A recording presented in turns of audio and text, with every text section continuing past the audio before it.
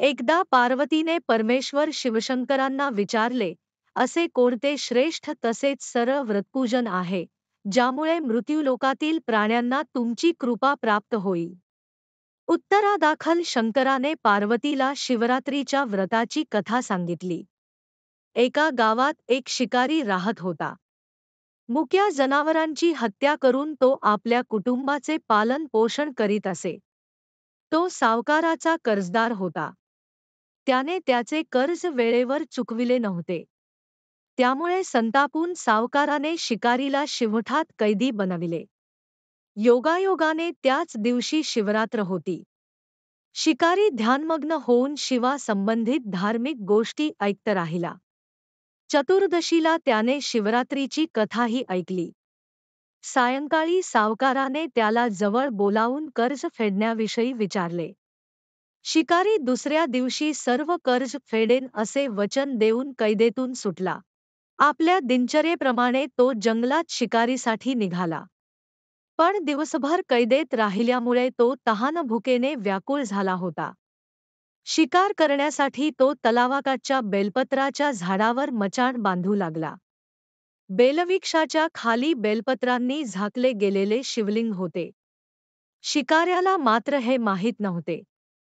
मचाण बनविताना त्याने ज्या फांद्या तोडल्या त्या योगायोगाने शिवलिंगावर पडल्या. याप्रकारे दिवसभर उपाशी असलेल्या शिकाऱ्याचे व्रतही झाले आणि त्याच्याक्रवी शिवलिंगावर बेलपत्रही वाहिले गेले.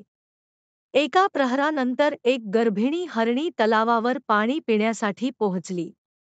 शिकाऱ्याने आपल्या धनुष्याने तिच्यावर नेम साधलाच होता तितक्यात ती हरिणी बोलली, मी गर्भिणी आहे. तू एकाच वेळी 2 जीवांची हत्या करशील. हे योग्य नाही. मी आपल्या पिलाला जन्म देऊन लवकरच तुझ्यासमोर येईल. तेव्हा तू मला मार. शिकाऱ्याने धनुष्य बाजूला ठेवले आणि हरिणी झाडानाड लुप्त झाली.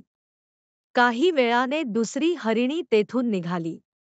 शिकाऱ्याच्या आनंदाला पारावर उरला नाही. त्याने तिच्यावर नेम साधला. हे बघून त्या हरिणीने त्याला सांगितले की हे पारधी, मी एक कामातूर विरहिणी आहे.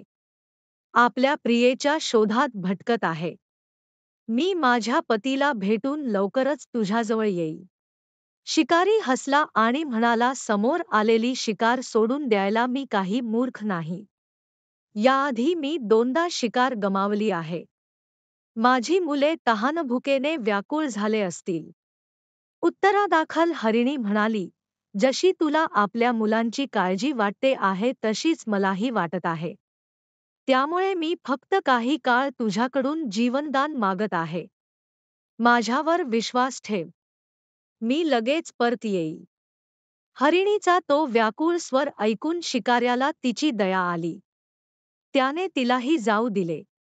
शिकार मिळाल्यामुळे तो बेलाच्या झाडावर बसून बेलपत्र तोडत खाली फेकत होता. काही वेळाने एक धष्टपुष्ट मृग त्या रस्त्यावरून जात होता. आता या मृगाची नक्कीच शिकार करावी असा विचार केला.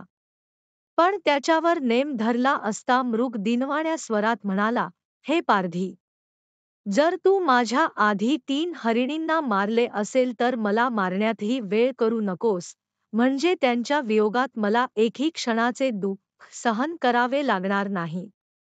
मी त्यांचा पती आहे आणि जर तू त्यांना जीवनदान दिले असशील तर मला काही क्षणांसाठी जीवनदान देण्याची कृपा कर. मी त्यांना भेटून तुझ्यासमोर हजर होईल. मृगाचे बोलणे ऐकून शिकाऱ्याच्या डोळ्यासमोरून संपूर्ण रात्रीचे घटनाचक्र आले.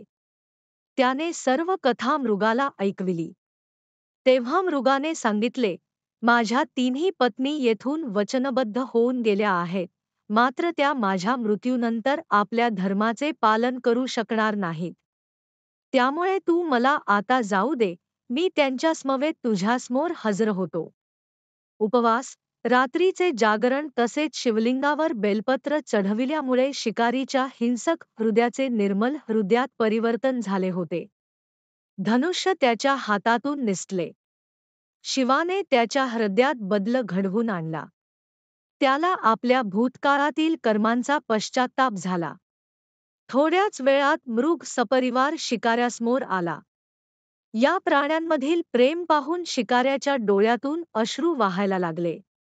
शिकाऱ्याने त्यांना मारता आपणही मुक्या प्राण्यांची हिंसा करण्याचे ठरविले.